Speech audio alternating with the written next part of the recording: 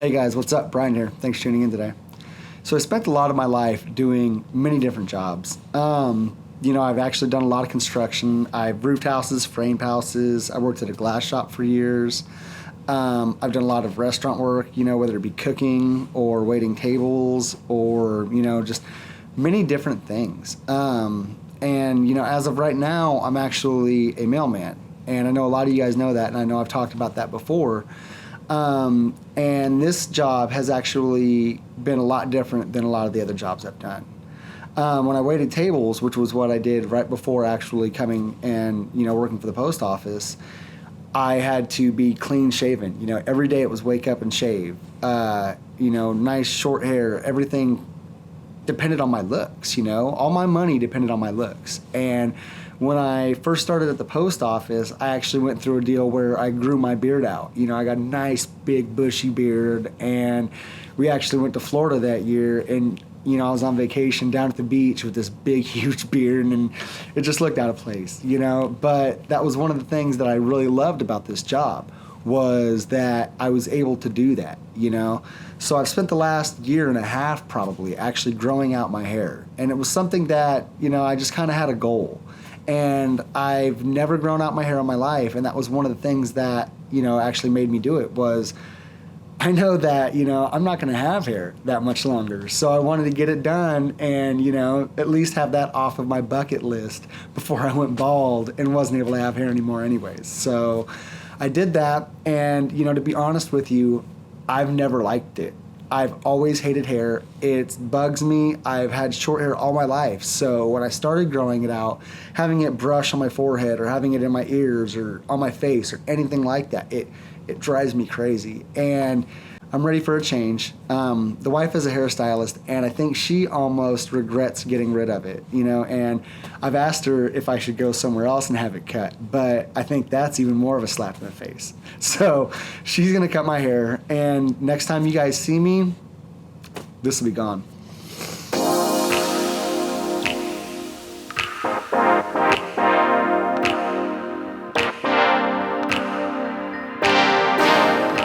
There we go. So much better. Nice, cleaned up, easy to manage. Don't have to worry about all that hair getting everywhere. This is exactly what I wanted. Now, there's a lot that I want to cover in this video, so let's go ahead and get started.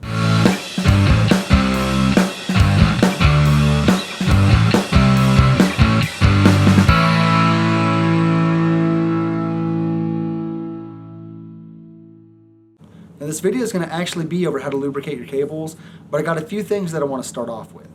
The very first thing, I've actually got a guy that contacted me from Canada. Now I don't know what it is this riding season, but it seems like in the last month or two, I've seen probably 5 or 6 different warriors go down. Now it's been different things from, people being stupid to people pulling out in front of you or whatever. Now my father was actually one of those, and he had to put his bike down about a month ago. He had a lady pull out in front of him, and he put it down, and luckily he wasn't hurt. Very minimal damage on the bike. I think he broke a mirror and maybe a clutch lever or something. I can't remember, maybe the peg or something, but no real damage to the body or anything like that.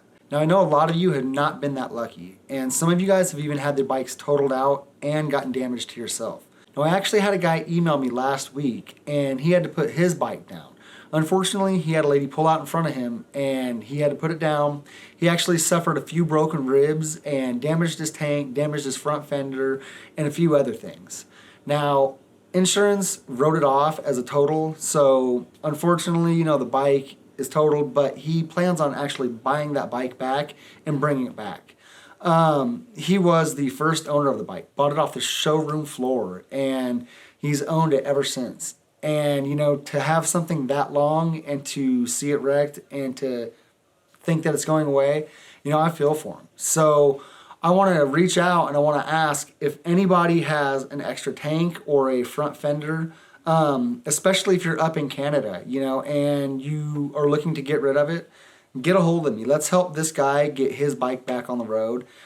He's still healing. He said, he's healing nicely, and he's got just a few, left before he can actually get everything going. But, if we can help him to get him back on the road, that would be awesome. So like I said, if you've got a front fender or a tank or anything and you're looking to get rid of it, let me know. I will put you guys in touch with this gentleman, and hopefully we can not only help you out by getting your pieces sold and getting you some money, but we can help another Warrior owner to get back on the road.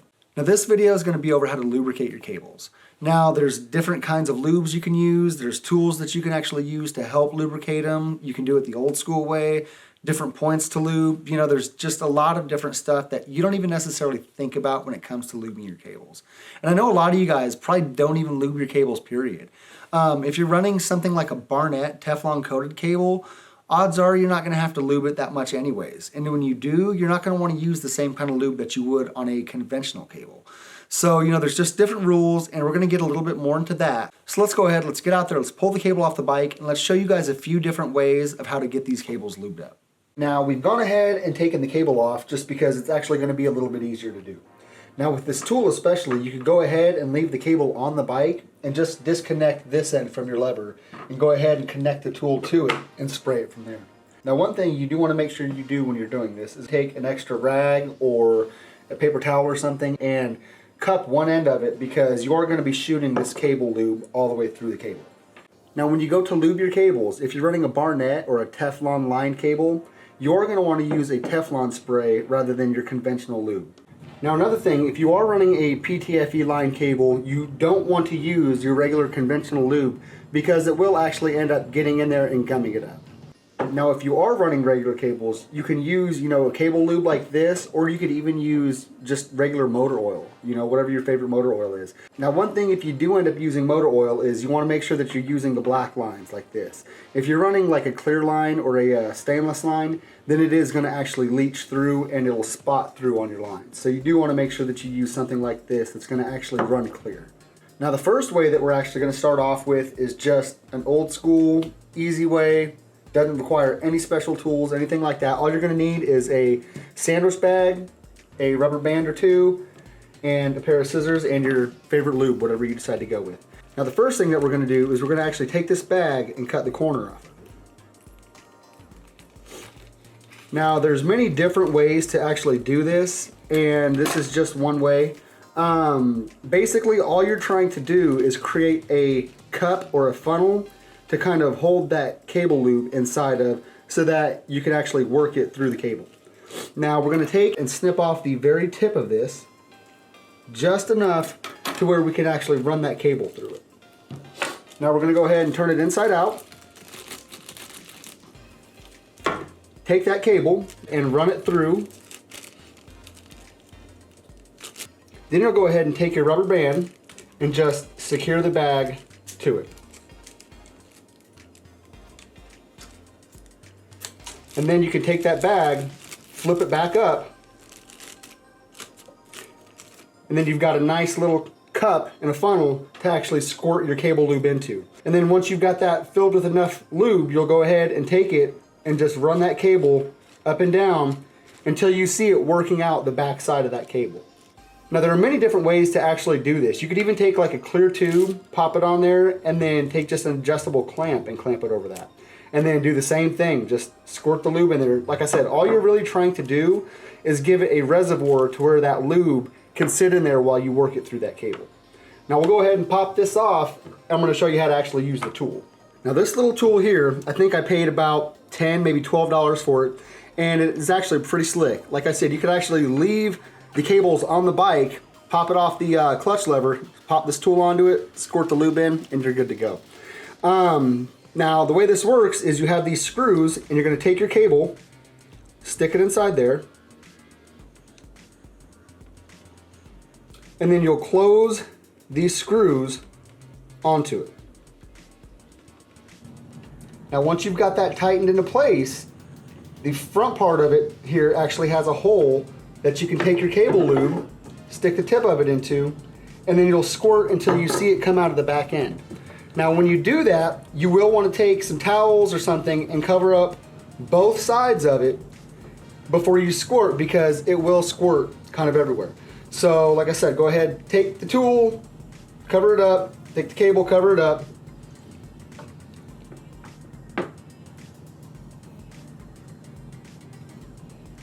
You'll stick your cable lube nozzle in there and just squirt.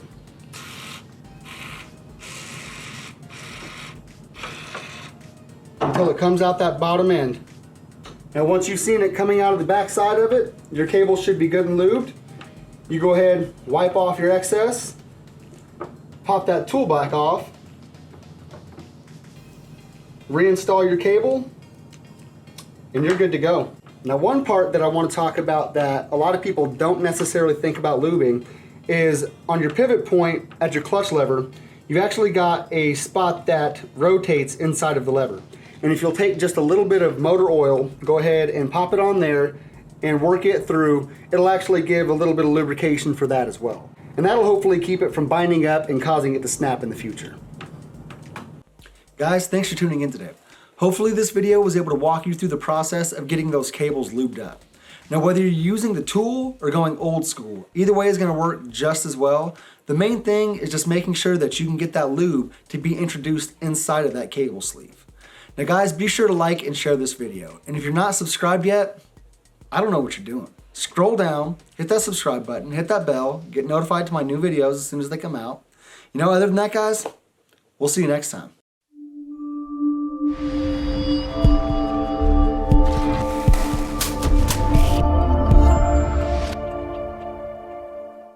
So the wife's a hairstylist, so I kind of just gave her free rein. And I was like, just do whatever you want. Let me see what you want, but then, as long as I approve, okay, whatever, you can do it. And what she came up with, when she showed me, I was like, well, that's kind of long. So if something does mess up, we can still kind of trim it up a little bit. And, but she did a decent job. I can't lie. Like, I'm not gonna, try and downplay it. She actually did a very good job. I'm impressed. She actually cut my hair. The last time she cut my hair was right before I started growing it out. She had just started cosmetology school. And I was like, go ahead, cut my hair. Surely, she can do a decent job. So she'd cut my hair, for years before that. Anyway, well, I'd cut my hair, and she kind of came and she would trim up the neckline and everything like that, And so I was like, all right, so, just cut my hair. And then I was like, go ahead and trim my beard up too. I had a decent beard at this time. And I was like, go ahead, trim it up, And so I, let her cut my hair and everything and finished up. And I go to look in the mirror, and she had taken my beard and came down the side of my face with it. And I had to shave my beard. And I've always had a beard. Like even when I waited tables, I would keep my beard to the maximum length that they would let me, like you can get away with a little bit past 5 o'clock shadow. I would go to the point where she came up to me and actually be like, hey, you need to shave. Like you can't be dry, to the point where they actually had a razor inside of the bathroom at work, and it was just an old single blade Bic, and it was one that would rip your face off. So it was like I was always running a very thin line of, growing it out and letting it grow so much, but not too much to where they were going to send me into that bathroom with that single blade Bic razor to shave my face, And I was actually pretty close with the manager. So it was nice because she kind of overlooked a lot of stuff. And, there were a lot of times where she probably should have sent me to that bathroom to, get my face shaved. And the cooks even, in the back of the house, the cooks had to wear, if they had beards, they would have hairnets over their mouths because, they didn't want hair anywhere. So I could imagine myself walking out to wait tables with a big hairnet over my face because I'd be like, no, I'm not going to shave my beard. Forget you. I'll quit.